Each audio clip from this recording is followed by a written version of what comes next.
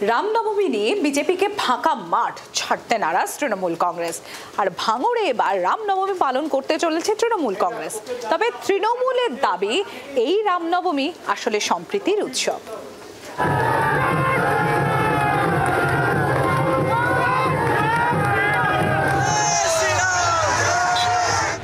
রামনবমী এমন ছবি, বিতর্কের পর বিতর্ক। আর গত কয়েক বছরে এই উৎসব ঘিরে তুমুল রাজনৈতিক তরজার সাক্ষী থেকেছে এই বাংলা। এবারও রামনবমী পালন করতে কোমর বেঁধে নেমে পড়ছে গেরুয়া শিবির। আমরা খোলাখুলি হিন্দুত্বের পক্ষে কথা বলি। হিন্দু সমাজের সঙ্গে কে দাঁড়ায়? হিন্দু সমাজ যখন মার খায়, লুটপাট হয়, দাঙ্গা হয়, বিজেপি দাঁড়ায়।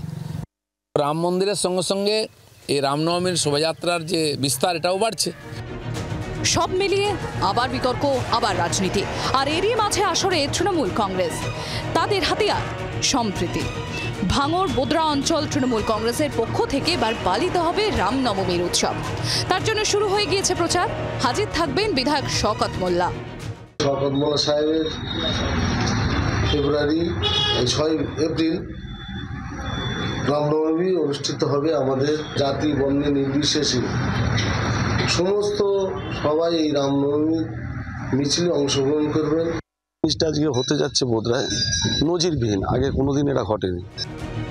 সম্প্রীতির বার্তা দিচ্ছেন রাজ্যের মুখ্যমন্ত্রীও। তবে মিছিলের নামে যে কোনো অশান্তি যে বরদাস্ত করা হবে না, সেটাও স্পষ্ট করেছেন মমতা বন্দ্যোপাধ্যায়। যারা মিছিলের নাম করে দাঙ্গা করেন অস্ত্রশস্ত্র নিয়ে, অস্ত্রশস্ত্র যে কোনো পাঞ্জাবিরাও কৃপার নেয়, আপনিও সিস্টেম অনুযায়ী নিশ্চয়ই করতে পারবেন, পুলিশের রেস্ট্রিকশন মেনে। অন্য এলাকায় গিয়ে হামলা করা আপনার কাজ নয়।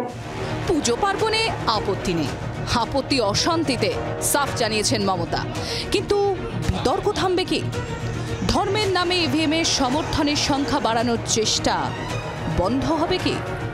ব্যুরো রিপোর্ট, জি 24 ঘন্টা। বাংলার আওয়াজ, বাঙালির আবেগ, জি 24 ঘন্টা।